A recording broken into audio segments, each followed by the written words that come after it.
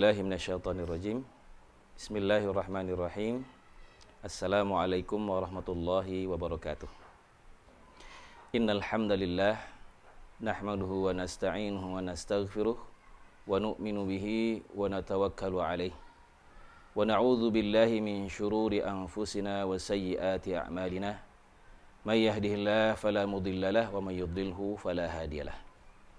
Asyhadu an la ilaha illallah wahdahu la syarika lah wa asyhadu anna Muhammadan abduhu wa rasuluh la nabiyya ba'dah. Rabbi syrah li sadri wa yassir li amri wahlul 'uqdatam min lisani yafqahu qawli. Allahumma alhimna marashida umurina wa a'idhna min syururi anfusina wa sayyiati a'malina wa la hawla wa la quwwata illa billahil 'aliyyil 'azim. Amma ba'du. Sobat muslim yang dirahmati Allah Subhanahu wa taala. Alhamdulillah, puji dan syukur senantiasa kita panjatkan kehadirat Allah Subhanahu wa taala yang mana telah memberikan kita limpahan karunia dan rahmatnya sehingga kita diberikan kesehatan jasmani dan rohani, wabil khusus nikmat iman dan Islam.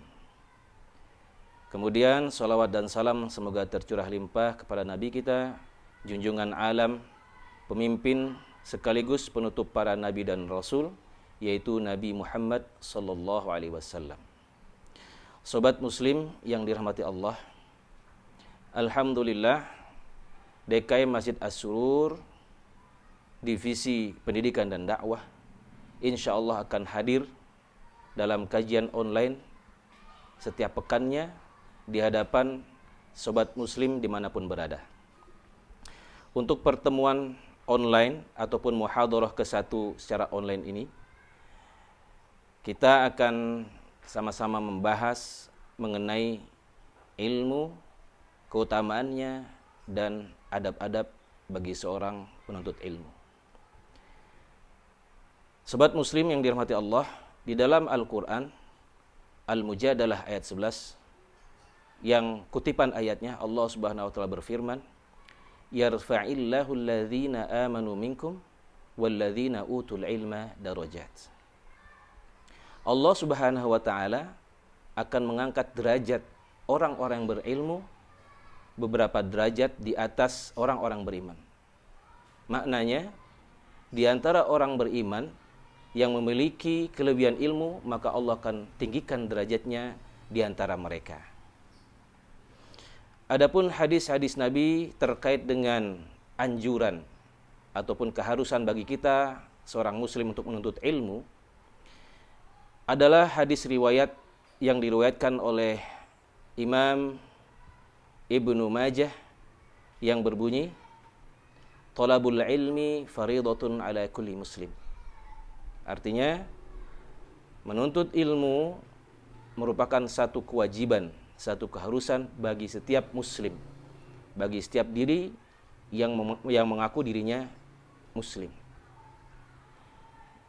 Kemudian hadis yang diriwayatkan oleh Imam Muslim mengatakan, man salaka tariqan yaltamisu fihi ilma sahalallahu lahu tariqan ilal jannah.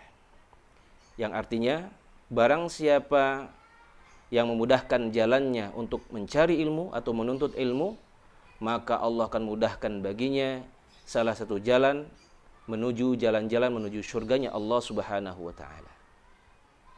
Ada hadis yang lainnya juga berkaitan dengan ilmu yang diriwayatkan oleh Imam Tirmizi yang berbunyi, man kharaja fi talabil ilmi fahuwa fi sabilillahi hatta yarji'a.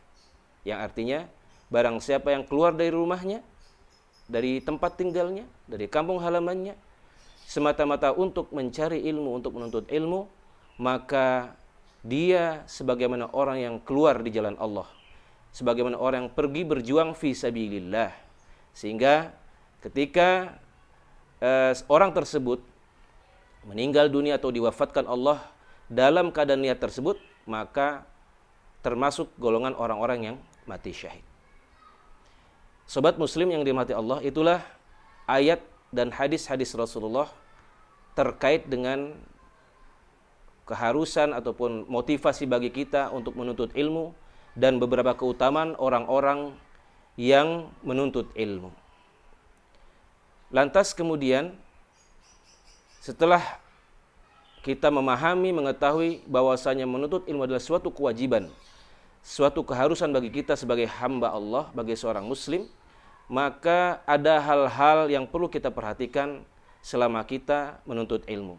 Tentu saja ada hal-hal ataupun syarat-syarat, persyaratan yang harus kita penuhi ketika kita mencari ilmu atau menuntut ilmu, yaitu adab-adab. Imam Malik rahmatullah alaih berkata bahwasanya menganjurkan untuk mempelajari adab sebelum mempelajari ilmu. Agar apa? Agar ilmu yang dipelajari berkesan, kemudian diamalkan oleh orang yang penuntut ilmu tadi, thalibul ilm. Bahkan Ibnul Mubarak mengatakan belajar adab 30 tahun, kemudian baru belajar ilmu 20 tahun. Artinya adab lebih diutamakan terlebih dahulu sebelum seseorang menuntut ilmu ataupun mencari ilmu. Maka apa saja sobat muslim adab-adab yang perlu kita perhatikan ketika kita mencari ilmu? Yang pertama yang perlu diperhatikan adalah niat.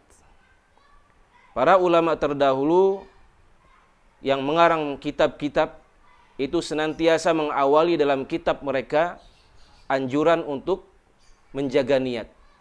Innamal a'malu binniyat. Sesungguhnya setiap amal perbuatan itu bergantung pada niatnya. Ketika niatnya betul, maka yang dihasilkannya keberkahan, kebermanfaatan dan sebagainya. Tetapi manakala niatnya salah atau salah menanamkan niat dalam hati, tentu saja hasil yang diharapkan jauh daripada kebermanfaatan dan keberkahan. Jadi perlu seorang penuntut ilmu, thalibul ilmi, pencari ilmu untuk memperhatikan masalah niat. Bagaimana niat mereka mencari ilmu semata-mata ikhlas karena Allah Subhanahu wa taala. Tidak boleh dikotori dengan niat-niat selain daripada niat kepada Allah Subhanahu wa taala semata.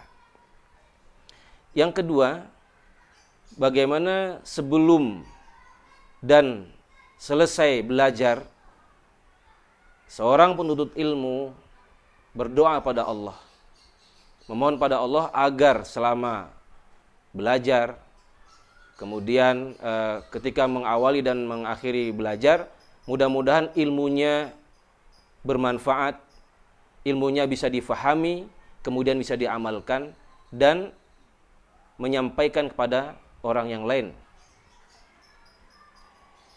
Adab yang ketiga yang perlu diperhatikan adalah bagaimana kesungguhan al-juhdu bagi seorang pencari ataupun penuntut ilmu. Ini penting untuk diperhatikan agar ketika mengalami hambatan-hambatan, ada halangan rintangan selama mencari ilmu, dia tidak patah semangat. Karena dengan kesungguhan, segala hambatan dan rintangan akan dilewati sehingga dia tidak mundur, tidak putus asa, tidak patah semangat dalam mencari ilmu. Dan yang keempat, setelah seorang pencari ilmu mendapatkan ilmu, memahami ilmu, maka yang harus dilakukannya adalah tawadhu. Dia tetap rendah hati. Karena pada hakikatnya ilmu yang didapatkan adalah karunia dari Allah Subhanahu wa taala. Imam Az-Zarnuji di dalam kitab Ta'lim Muta'allim mengatakan, menuliskan sebuah syair dari Ali radhiyallahu anhu yang bunyinya, akhi lan tanalal ilma illa bisittah saumbika an tafsiliha bibayanin dzaka'un wa hirsun wa ijtihadun wa bulghatun wa suhbatul ustadzi wa tulu zaman. Yang artinya, saudaraku, engkau sekali-kali tidak akan mendapatkan ilmu kecuali dengan 6 syarat. Ada 6 persyaratannya ketika seorang ingin mendapatkan ilmu. Yang pertama yaitu zakaun, kecerdasan. Kata ulama, kecerdasannya ada dua. Yang pertama, muhibatu minallah, dia anugerah dari Allah SWT, sehingga ketika seorang mendapatkan hafalan yang kuat contohnya, itu merupakan anugerah dari Allah, pemberian dari Allah. Kalau orang tidak bisa ataupun tidak memiliki hal ini, bagaimana? Maka itu yang kedua, yaitu muktasab, kecerdasan yang dihasilkan. Dengan apa caranya? Maka kecerdasan yang muktasab ini yang dihasilkan yaitu dengan cara mengulang-ulang pelajaran setelah mendapatkan penjelasan dari seorang guru ataupun ustadz, atau dengan cara berdiskusi, tanya jawab. Ini bagian daripada kecerdasan yang muktasab, yang bisa dihasilkan dengan cara mengulangi pelajaran, mutola'ah, dan diskusi ataupun tanya jawab. Kemudian syarat yang kedua, kata Imam Zarnuji dalam kitab Ta'limut Ta'lim, hirsun, artinya tamak. Seorang yang menuntut ilmu punya ketamakan, kerakusan, tidak berhenti dengan apa yang sudah diberikan, tapi di luar dia akan mencari, karena dia haus akan ilmu, tamak akan ilmu. Sehingga itu akan menyebabkan seorang pencari ilmu dengan mudahnya, dengan luasa mendapatkan pemahaman yang lebih ketika dia mencari ilmu. Kemudian syarat yang ketiga, kata Imam Zarnuji dalam kitab Ta'limut Ta'lim, wajtihadun, tadi kesungguhan ya, kesungguhan, bersungguh-sungguh.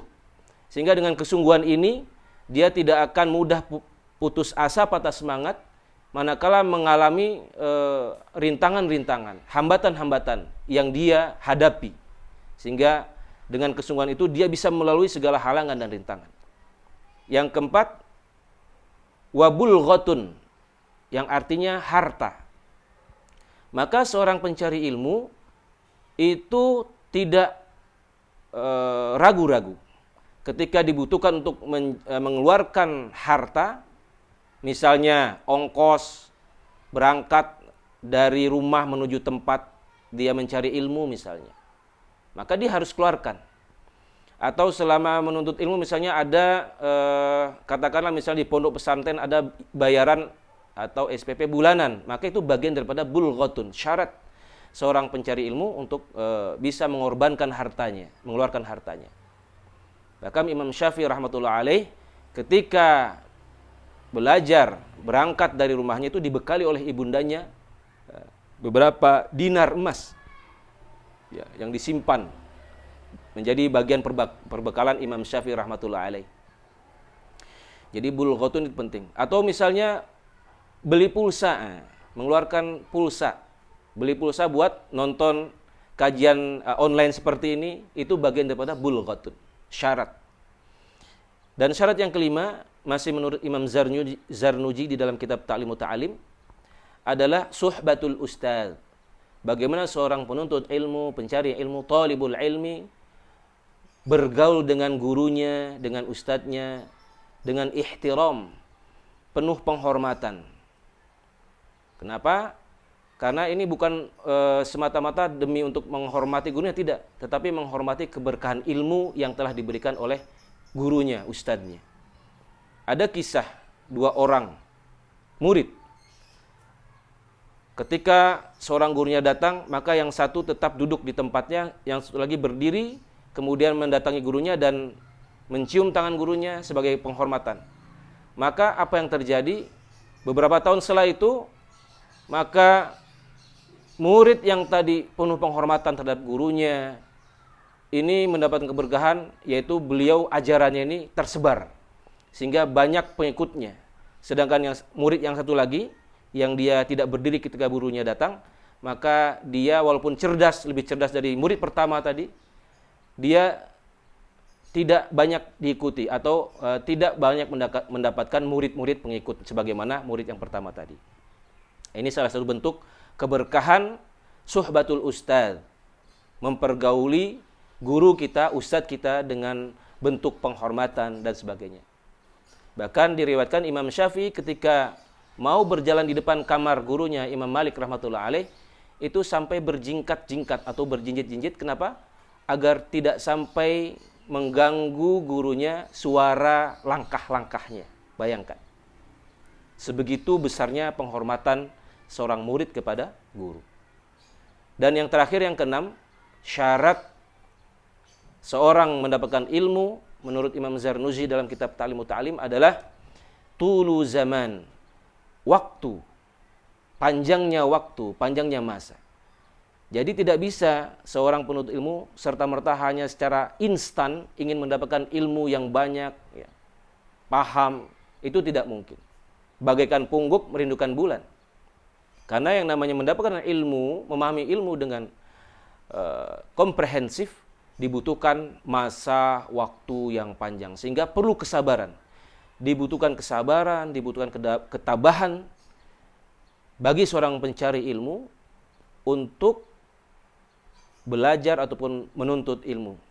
Jadi perlu kesiapan, kesabaran dipersiapkan dalam dirinya untuk mempersiapkan masa yang panjang sehingga dia mendapatkan kefahaman dan keberkahan daripada ilmu tadi. Sobat muslim yang dirahmati Allah Subhanahu wa taala, demikian muhadharah ke-1 atau pertemuan perdana kajian online yang disampaikan oleh DKM Masjid As-Surur Divisi Pendidikan Dakwah. Mudah-mudahan ada hikmah dan kebermanfaatan bagi kita semuanya. Dan mudah-mudahan kita diberikan semangat untuk senantiasa menjadi orang-orang yang selalu haus untuk mencari ilmu. Yang benar datang dari Allah Subhanahu wa taala. Mohon maaf atas segala kekurangan. Wabillahi taufik wal hidayah wal ridha wal inayah. Wassalamualaikum warahmatullahi wabarakatuh.